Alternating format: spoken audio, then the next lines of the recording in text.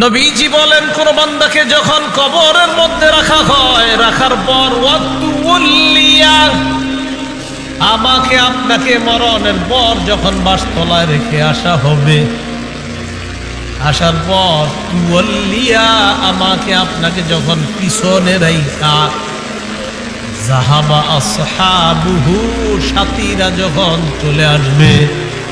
একবার কল্পনা আলেন, রাতের বেলা বিছানায় যখন বালিশে যখন মাথাটা লাগানোর পর কল্পনা করেন, আমি মারা গেলাম, যাওয়ার পর বাসতলায় কোন কবরের মধ্যে আমাকে রেখে আমার আত্মীয় স্বজন চলে আসছে, ব্যাপারটা কেমন একটু চিন্তা করেন।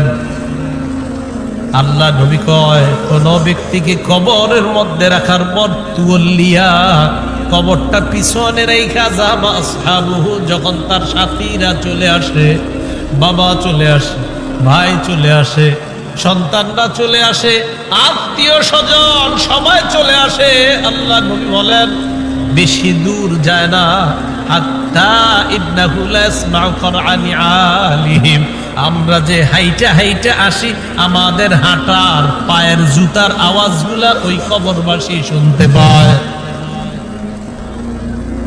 শুনে কেন শুনে জানেন? ওই মুহূর্তে তার দেহের মধ্যে আত্মাটা আল্লাহ দিয়ে দেয়। কেন দেয়? ফায়াতিয়ানিহি মালাকাত, দুইজন ফেরেশতা তার কাছে আসে। এটা আবু দাউদের বর্ণনা, বুখারীর বর্ণনা।